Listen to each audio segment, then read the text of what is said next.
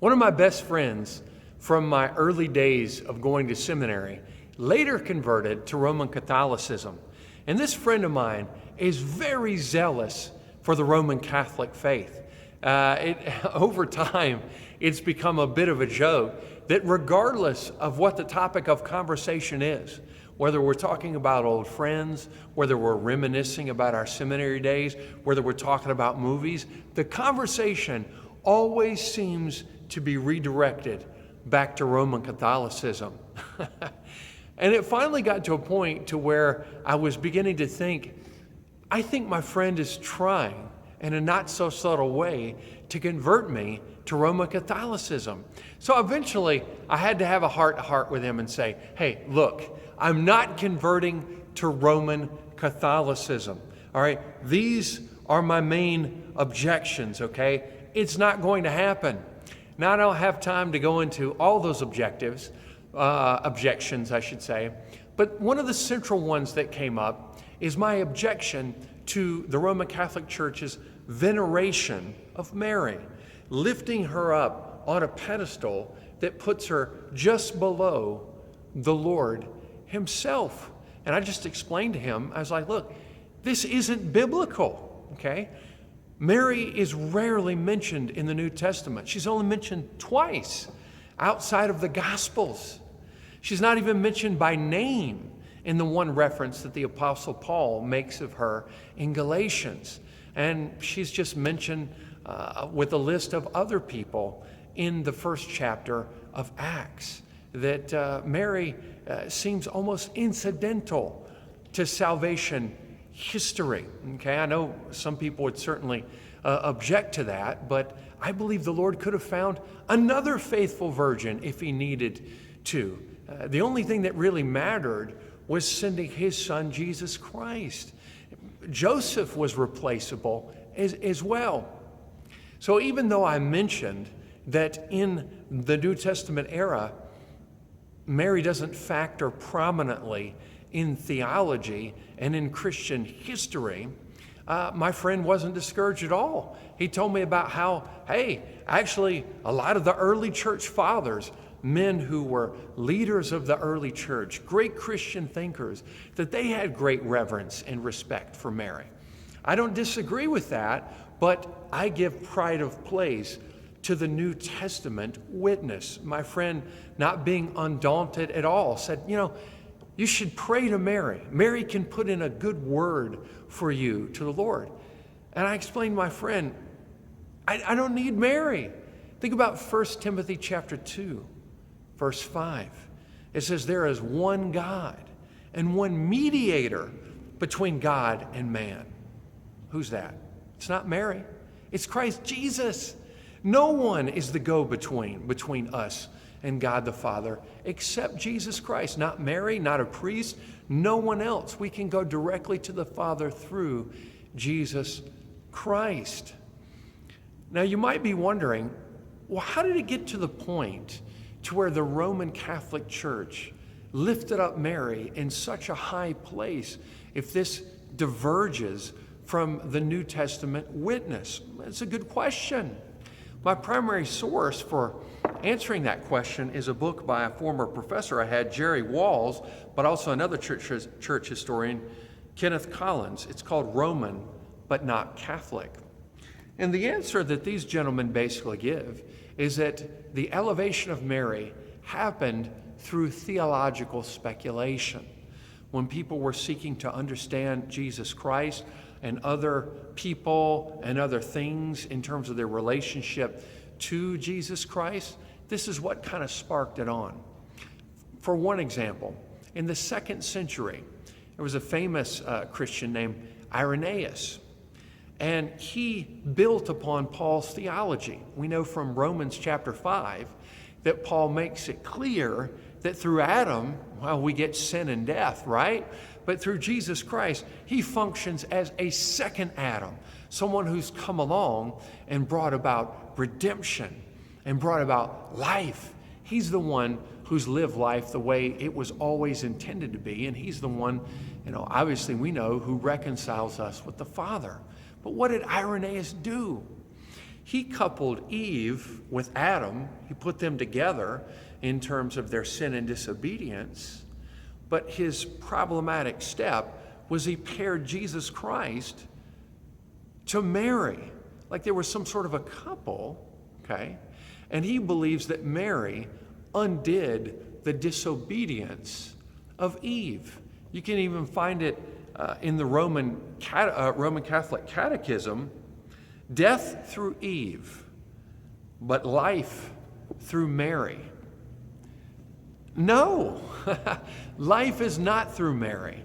Life is exclusively through Jesus Christ. That's the evidence. That is the witness that we get from the New Testament era. But then, this didn't just stop in the 2nd century. You get to the 4th century, and you have representatives of the church referring to Mary as Theotokos, which from the Greek means the bearer of God. And so you can see this subtle shift away from the spotlight being exclusively on Jesus Christ, and he's sharing that spotlight with Mary. In that same century, Mary came to be referred to as the Mother of God, which I think puts the spotlight uncomfortably strong on Mary. Look, it just isn't biblical, this elevation that Mary has experienced in the Roman Catholic Church. And this is just one example that I can give for why it is important for us when we encounter bad theology, when we encounter bad ideas, when we encounter bad policies, to challenge them. Because when we don't, and that thinking is allowed to carry on and get some traction, eventually it's canonized. It's seen as the standard. It's seen as correct. And it becomes very difficult at that point to uproot it. You may recall last week we went over the tragic story of Naboth and his vineyard. The wicked king Ahab in 1 Kings wanted Naboth's ancestral vineyard. Naboth refused to part with it, so Ahab's wicked queen Jezebel hatched a plot to have Naboth accused, falsely accused, mind you, of cursing the Lord and cursing the king, knowing it would lead to his death. That plan went according to plan, and Naboth was falsely accused and killed, thus allowing King Ahab to have that vineyard that he so desired. However, this was revolting to the Lord, and so he sent his prophet Elijah to pronounce judgment against Ahab. He told him that he and all of his house would be swept away. And while he was giving this prophecy, there was a man, a high-ranking officer in Ahab's military by the name of Jehu. He heard this prophecy. Now, eventually, Elisha sends one of his prophets to anoint this army officer, Jehu, to be the new king of Israel, the northern kingdom. And Jehu sees himself as an instrument of God's will to complete the rest of that prophecy, to fulfill it, to bring about judgment, and getting rid of all the rest of the survivors of Ahab's house. And he does that. He does that. However, this horrible dynasty started by Ahab's father, Omri, was not the only problem entrenched in the northern kingdom. We also know that the worship of the Canaanite fertility god Baal was also a major problem, a scourge to Israel. So Jehu comes up with a plan to get rid of the worship of Baal. So he tells everyone in Israel, hey guys, Ahab served Baal a little. Well, Jehu is going to serve him a lot. This is a trick here. So he wants all of the prophets of Baal, all of the priests of Baal, and all of the worshipers in Israel to come to a place of worship, the house of Baal. and he's going to offer sacrifices. And so they all come, they all flock to this place of worship. Jehu has a man in charge of the garments, and he makes sure that every single worshiper of Baal is assigned a special garment to mark them out as being committed to Baal. And then Jehu tells everyone present there, hey, make sure there's no worshiper of the Lord. Make sure there's no follower of the Lord here, because he doesn't want them to be involved in this plot. So it gets to the point where you only have the worshipers of Baal, and Jehu offers an offering, a sacrifice to Baal. But one of the things that he's done before this assembly is he's gotten 80 men together and he's instructed them, hey, you're not to let a single survivor out of that sanctuary, because if you do, it's your life for that life that gets out. So after he's offered this sacrifice, he turns to his officers, and he instructs them to go in and slaughter everyone present. And that is exactly what takes place. But they don't stop there.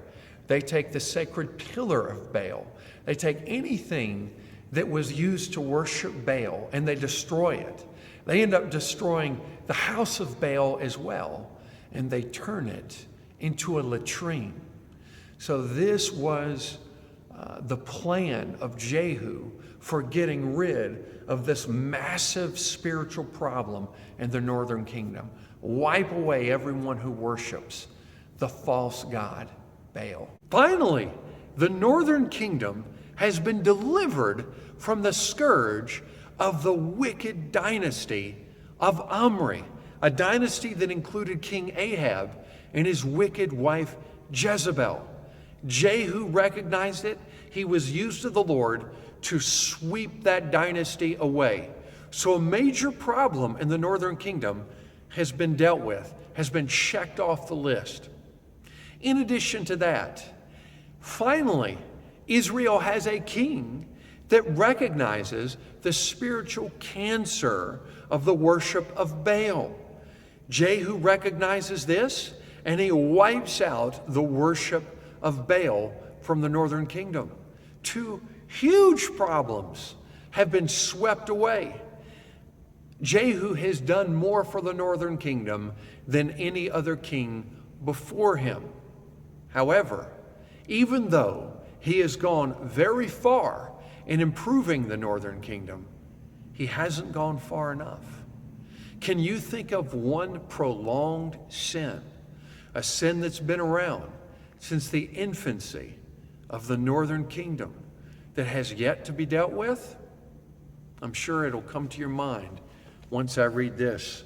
We're in 2 Kings chapter 10, verse 28. Thus Jehu eradicated Baal out of Israel. However, as for the sins of Jeroboam, that was the first king of the northern kingdom. As for the sins of Jeroboam, the son of Nebat, which he made Israel sin, from these Jehu did not depart. Even the golden calves that were at Bethel and that were at Dan, the Lord said to Jehu, because you've done well in executing what is right in my eyes, and have done to the house of Ahab according to all that is in your heart, your sons of the fourth generation shall sit on the throne of Israel. But Jehu was not careful to walk in the law of the Lord, the God of Israel, with all his heart. He did not depart from the sins of Jeroboam, which he made Israel sin. Just as a reminder to you, what was the major problem with these golden calves? It violated God's desire to be worshiped differently from all the other gods of the ancient Near East. These two golden calves were just like the golden calf that Aaron made when Israel was at the foot of Mount Sinai, when Moses was up communing with the Lord on top of the mountain. This was not a statue that represented foreign gods. No, it was a cult statue that was meant to represent the Lord, the God of Israel. However, God doesn't want to be worshiped using idolatry. He doesn't want to be worshiped using these cult statues that were so common in the ancient Near East. God could not be represented by them.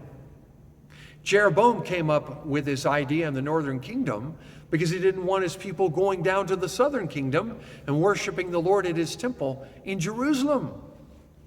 This bad idea that he came up with in his kingship had carried on with each successive king.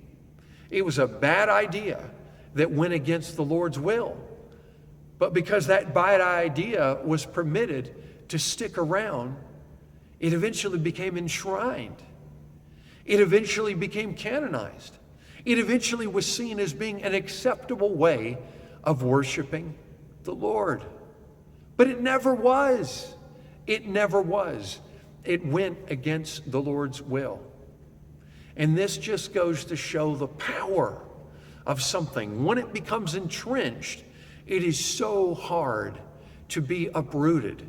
If anyone could be expected to do it, it would have been Jehu. But Jehu didn't go far enough.